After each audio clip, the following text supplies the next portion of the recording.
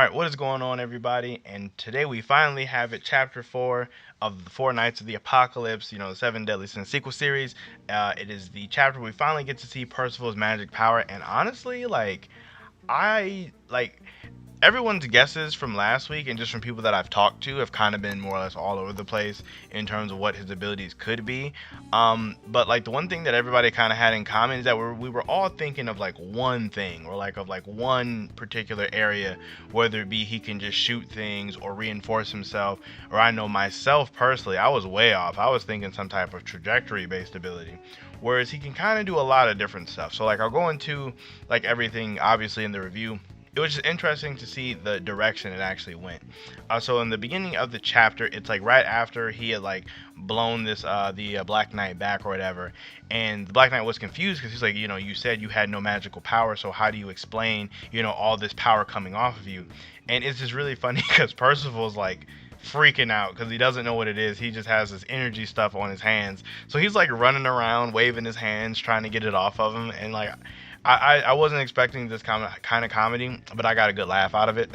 Like especially when he like walks up and he like puts his hands up to the knight and just like blows him away with a bunch of little blasts. Like it was just so silly. It's really interesting because this really wasn't expanded upon that much in Seven Deadly Sins, the original, which is something I never really thought about. Is the actual types of magic. Like we kind of just knew people had magical abilities or magical powers, but we never really thought about the type per se of their magical ability or of their magical power.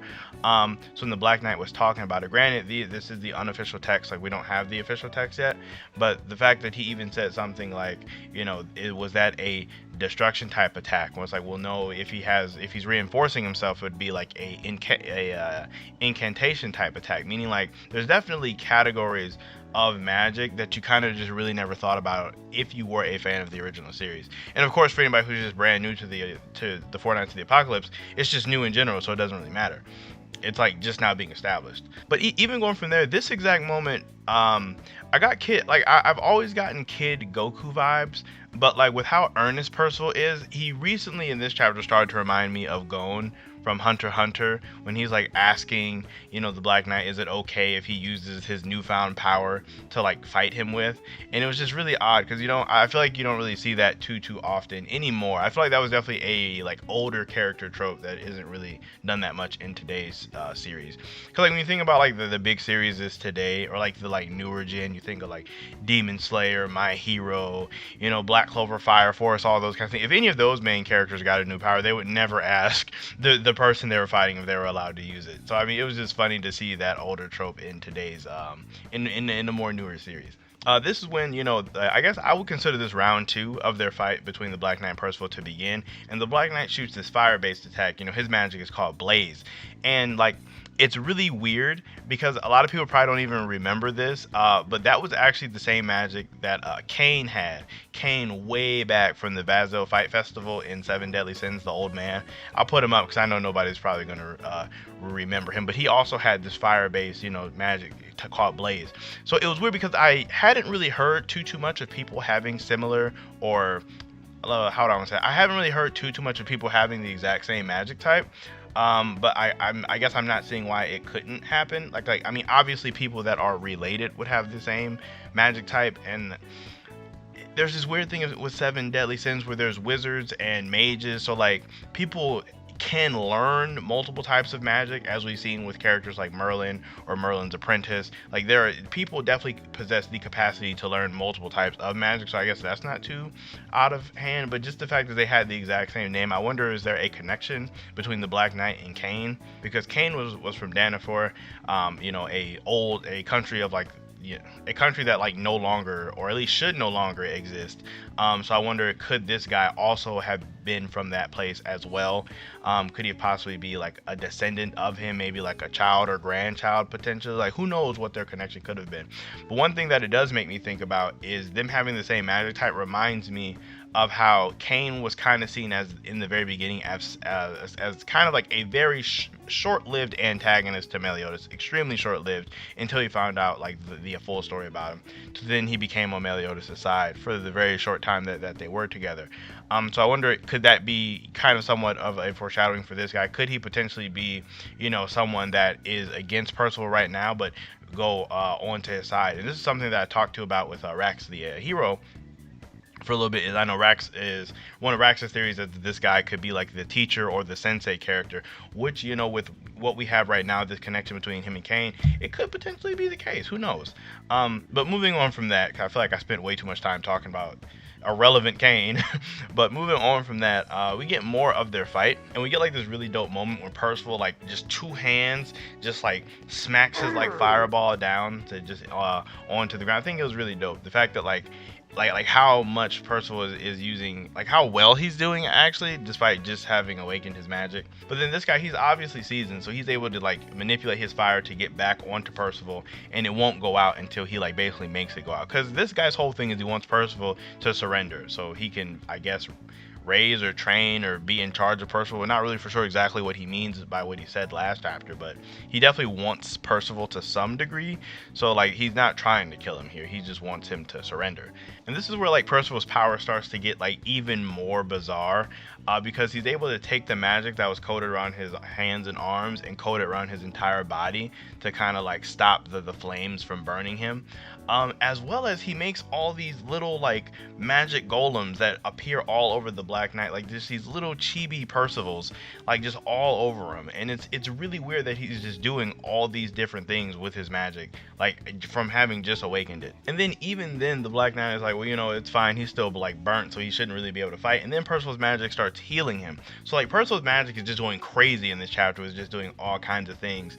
And it's one of those things where I feel like some people may question as to why Percival's magic is going crazy in this exact moment, as opposed to why his granddad had never seen this, or why it didn't go crazy against Ironside. To which I would say, against fighting against his granddad, I feel like in this scenario, it's definitely a more of a high stakes scenario, so he's having more time to potentially draw out his power. Because, you know, like wrestling his granddad after lunch is extremely casual. That's a really casual fight, at least for him. There's no like stakes really outside of him just wanting to win. So I mean, he really probably would have never had a chance to awaken to it. And if you want to say, well, if we're talking about stakes, why not against Ironside? And the thing with this fight against Ironside is it was extremely short-lived. Like Percival fought for a little bit, and then he essentially got took out like immediately. So like he didn't really have a chance to get any build up to awaken to his power. So this is really like the first time.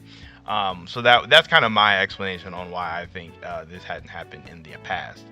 Even the Black Knight was like, you know, destruction type, incantation, degeneration, healing, and he's like, not any of these types apply to him. And he's saying that like he might have this magic type that's really rare, like 1 in 10,000 people have it, and that would be the hero type. I'm assuming that like the hero type is probably like just this whole combined group of all these magic types together, and then probably a bunch we haven't even seen him use. Even right here when he says, if so, could it be this kid will become one of the Knights of Prophecy, the 4 Knights of Apocalypse? Like he's questioning it, which means that like it's probably more than likely he may become one of the 4 Knights of the Apocalypse. I mean, of course, all of us pretty much thought that.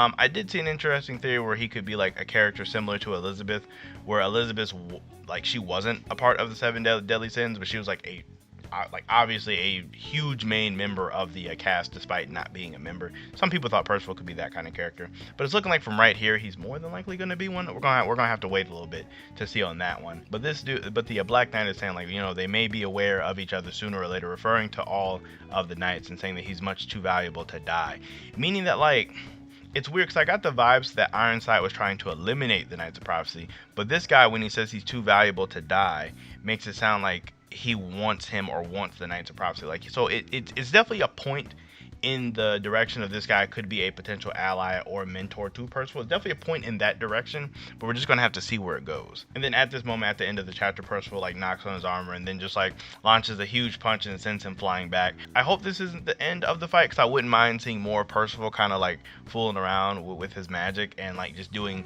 a lot of different things. I wouldn't mind seeing like more of the limits. It's really interesting though, because with this kind of magic type, you can kind of do like anything he kind of wants as far as the realm of 7 deadly sins is like concerned. I feel like his only like real restraints would be like how much magic he just has in general, which I'm assuming it seems like he probably has enough to do whatever he really wants to do. It's just really, really interesting when you look at the cast of the last series, and like all of them really just had one type of magic or one magical ability, regardless of how like broken or how it could be a applied. Like, granted, Merlin knew lots of different spells, but her magic power, her ability was infinity. So it's like she still, regardless of having multiple techniques, had one thing that she could do. It didn't like innately fit into a category. But then again, who knows? Maybe she could have fallen into like the hero type. But like I said, like the hero type thing just was literally never expanded upon in Seven Deadly Sins. So it's very interesting that this is like a totally new thing that's going to expand upon the power system. Because I guess like when you really think about it, the power system of Seven Deadly Sins was kind of like bare. People just had abilities and we didn't really know why. Like everybody just kind of just like we just went with it because it didn't really matter. But I guess Four Knights of the Apocalypse was trying to like establish a more traditional based power system, which I'm not really mad at. The only thing that does mildly concern me, if I had to like nitpick something, it would be that I'm not for sure how this is going to work for Percival going forward, just because if he has like the ability to do almost anything, that kind of makes him kind of broken. So like with a broken character, it's one of those things where like he might be too overpowered for his own series, and it like might it could take away from the series. At least for me, depending on how the author does it, it could take away if Percival can just like break out with new abilities whenever he needs them. But I'm sure, you know, it'll be handled fine. It's just something that I like to think about going forward. But all in all, I enjoyed this chapter a lot. I mean, the page count was a lot shorter. We're getting closer to what a normal chapter size could be outside of those like 36 and 40 page monsters that we got a couple weeks in a row there. So we're getting into a normal page count with like 20-ish pages. All in all, I'd give this chapter a solid 7.5, because like we got to see the main character's power finally. Plot really didn't progress all that much, but we got to see his power and learn about hero type and just the introduction of types in general. So I was pretty excited about that. Let me know what you guys would rate the chapter down below. Let me know how you guys feel about Percival's ability or his power.